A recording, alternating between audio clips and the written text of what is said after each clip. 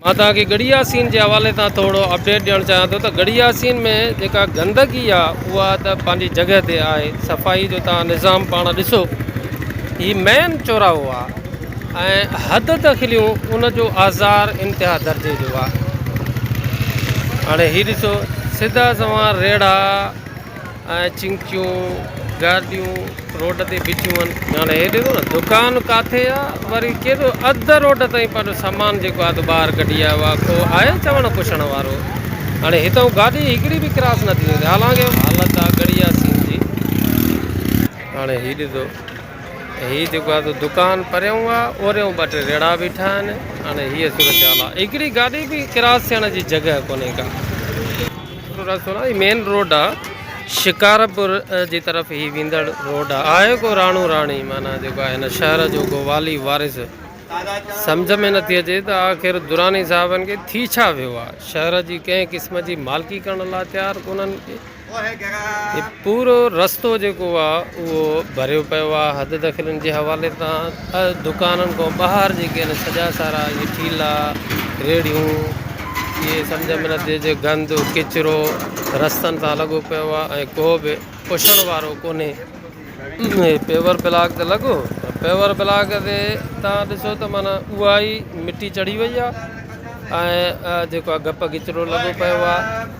उनजी जॾहिं paver block हणायो था त उनजी मालिकी बि थियणु घुरिजे, तव्हां त शहर साफ़ु सुथिरो नज़र अचे। उते सां हद दख़लियूं आहिनि ऐं कंहिं क़िस्म जो को बि एहतमाम न आहे त रस्ते खे साफ़ु सुथिरो ऐं कुशादो रखियो वञे। हद दख़िलनि जे वधी वञण सबबि आम ईंदड़ वेंदड़ मुसाफ़िरनि खे गाॾी जेका आहे, ख़ासि करे जेके व्हीकल्स आहिनि उन्हनि खे अचण वञण में जेका शदीद दुश्वारी ऐं तकलीफ़ थिए थी, उहा उन्हनि खे ई अंदाज़ो हूंदो। जेके दुकान आहिनि, दुकाननि सां गॾोगॾु 10-10 फुटनि जा छपरा ठहियल आहिनि। हाणे 10-10 12-12 फुटनि जा छपरा जेके आहिनि ठहियल आहिनि, जेके बि सफ़ा खस्ता पुराणा गंद सां भरिया पिया आहिनि। शहर जी सफ़ाई, शहर खे ख़ूबसूरत बनाइण जे हवाले सां, रौनक ॾियण जे हवाले सां घटि में घटि शहर जी जेकी जॻहूं आहिनि उन्हनि खे संवारियो वञे, सिंगारियो वञे। पर हीअ जेका न टाउन इंतिज़ामिया कोई तहरुक थी वठे, न वरी दुकानदार ई पाण ई जेको आहे हिननि खे कंहिं क़िस्म जी का अहिड़ी सिनरी ॾियनि त जंहिंसां शहर में कंहिं का ख़ूबसूरतीअ जो इज़हार बि थिए।